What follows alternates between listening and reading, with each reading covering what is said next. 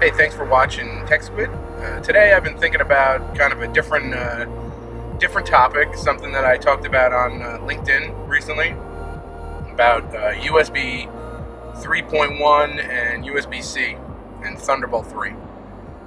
There's really three different type things that are out there now, and it's very, very confusing. Apple started with this whole USB-C thing on the laptop where they just decided to remove all ports and put only USB-C on there, and other vendors are actually following suit. I just had an HP Spectre that had the same situation, just 3 USB-C ports, and that was it. I don't really understand that. I don't get why a vendor would put just one port on the machine without any way of getting legacy devices in there, because after all, USB-C is kind of new, and not a lot of vendors are supporting it on things like external drives or USB sticks or any of the things that you use day to day. I use SD card readers and Ethernet ports and things like that at work, and there's really not an easy way to adapt to that just yet. There's some vendors out there that have kind of docks or adapters and dongles and things that can do that, and Apple themselves release some of that stuff. They don't even have like an all-in-one kind of solution to get your machine to interface with anything else. So I don't really understand why they do that, and it's massively confusing because there's really no standard. USB, the governing body that manages USB, they've really screwed up, in my opinion, the universal nature of what USB was. It's been around for over 10 years, well over 10 years, probably 20 years, and it was really universal. I mean, you could plug anything into it. It was backward compatible. The ports stayed the same. It was anytime they made an iteration to it, it was very uniform, and all the manufacturers kind of followed suit and got on board. And I understand you got to change the port, right? It's got to get smaller. They want to make mobile and desktops and laptops all have the same type port. They need to be able to deliver power over that. So the actual interface had to change. I get all that. And it's good. It's reversible. It's a decent interface port. It's a decent I/O. Problem is, everybody's using it for different things. So like you have USB 3, you have USB 3.1 Gen 1, you have USB 3.1 Gen 2, and you have Thunderbolt 3, and they're all using USB-C. And then you have like proprietary things that certain manufacturers like HP are doing with power, and it doesn't even follow the USB standard, really. I mean, it's loosely a USB port, but it's not. In the same respect, you can't just go to the store, buy a power adapter, and have it work.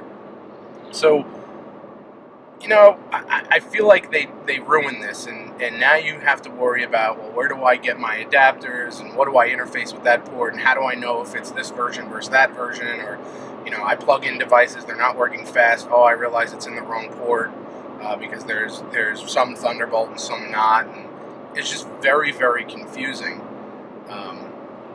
And the other thing is the power delivery has gone through iterations very quickly, and none of the manufacturers really followed suit with that either. They've decided, well, if we want backward compatibility with 12-volt systems, that's optional. You don't have to put it in there if you're doing a Rev 2.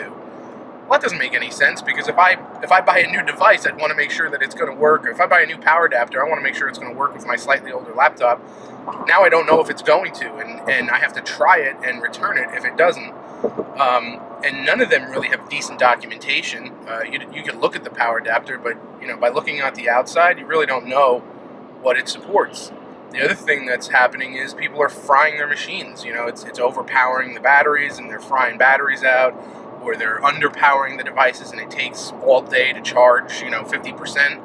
It doesn't make sense. There's no rhyme or reason to how people deploy this stuff, and you would think USB, the governing commission that manages USB standards, would just say no. It all has to do this, and it has to support it for X amount of time, and that's not happening. So it just makes it very unusable. I wrote a whole article on LinkedIn. It had all the technical reasons why and what it supports and what it doesn't. And I'll throw a link in the description if you guys take a look at that. But, it's really disappointing because laptops are getting thinner, the technology is getting better, you're finally able to get to this point of having a really powerful machine that's in a really small chassis, and they're light, and you really want to get on board with this. And I agree with HP and Apple and some of the other guys. Lenovo's starting to do this now a little bit. I agree. The machines should all have the same port, and it would be a great way to, down the road have every adapter be on that one port style. It delivers power. Everything's copacetic, and that's the dream. And I know it's going to take a while to get there. When USB first came out, you had printers that were still coming out on DB25s, and you had VGA, and you had all these different connector types on the back. And then at some point, 20 years later, we got to the point of, machine has maybe a video output, a power in, and then all USB. And that's nice, and I get it took a long time to get there. But, you'd think you could get there twice as fast, and there might have been a better deployment strategy where you keep some old, some new. And that's what a lot of manufacturers are doing for consumers on the Windows side. You know how Apple is, they remove things and just say, well, this is the way forward. I mean, I don't think that's going to play out well for them in this case. I think some of their really diehard, fans, people that are technical people, or, some of the media guys, they're going to be really unhappy that there's not an SD card reader and there's not a way to interface to some of their more complicated gear. And now you got to get these adapters, and you may find that some of these guys just switch over. They don't want to deal with it anymore, and they're really alienating the people that made those products super popular. And I'm a diehard Apple fan, and I love their OS, but this really gives me pause to think. Maybe you do a Hackintosh, maybe you go around and do something else to get their software that's decent, but their hardware is just they're killing it. And the other thing that is kind of, I don't know how to say it, it's kind of not user friendly, is the fact that, okay, now I've got all these new ports, and I have some of these legacy devices. So like in my case, I have a cinema display from Apple. It's over $1,000 monitor. It has speakers. It has Ethernet ports on the back, USB hubs. It's all baked in. It's a great product. It worked on Thunderbolt 2. Great. USB-C is tied to Thunderbolt 3. Thunderbolt 3 has, supports all these new things, and it's super great, and I love it. And they make an adapter to go back down to Thunderbolt 2 if you have Thunderbolt 2 devices. Great. Apple was the only people really using Thunderbolt 2. There was really no other manufacturer that got on board with that. You might have had a few different type, Windows machines that had a port on it, or people that got adapters or third-party interfaces for it. But there really wasn't Thunderbolt 2 popularity amongst the Windows crowd. And now I've got this display. Okay, it's maybe 8 years old, and I've got the adapter to go from Thunderbolt 3 to Thunderbolt 2, and you plug in the display, and display works great, everything works, but all the other devices don't. So sound, Ethernet, USB, they don't work. And you say, okay, well, Apple has planned obsolescence, so they're not going to support that. They're going to want you to buy the new cinema display, right? Great, awesome. How much is a new cinema display? Mine's 8 years old. Maybe it's time to upgrade. They don't make one. There's no new cinema display, nor plans for one. They say, well, we're not really in that business anymore. It wasn't a super popular product. Here's an LG display that you can buy, and it does sort of similar things. Okay, so now you're pushing the people that were diehard fans to you to third-party vendors, right? LG. Now, LG makes great products. I love LG. Great, I'm going to buy an LG monitor. Well, I'll tell you one thing. If I'm going to buy an LG monitor, I'm going to look at their LG Gram, which is lighter, has better interfaces on it. It's a great machine. I actually owned one. And I'll just use their products. I'll go back to Windows. The hell with Apple. Why would I buy a $3,000 MacBook and have to hook it up to an LG display when I already have a perfectly good Apple display that they've now said, well, we don't want to support it, or we're not going to figure out how to make the display work on the newer technology. That's ridiculous. They were the only people using this technology. They have to stand by it. all right, I'm going to spend money on an adapter. I would have gladly paid 3 times the price for that adapter if it said, hey, you can continue to use your Cinema display. Oh, and by the way, we also figured out how to take the voltage from the MagSafe connector on there so that you could feed it into your new MacBook all on one connector, versus saying you got to use the USB-C connector for power on one side and then use another one to adapt to Thunderbolt 2. So now I've burned 2 ports on that machine to get it hooked up. Now I only have 2 ports left. That doesn't make any sense to me. You know, make a dock, make a connector that adapts the thing, charge for it. I'm sure you can figure it out, and there's transformers and things that would make it work. And allow people to continue to use it, you know. Why not? You've sold thousands upon thousands of Cinema displays over the years. I'm sure those people that have that monitor would be glad to pay for it.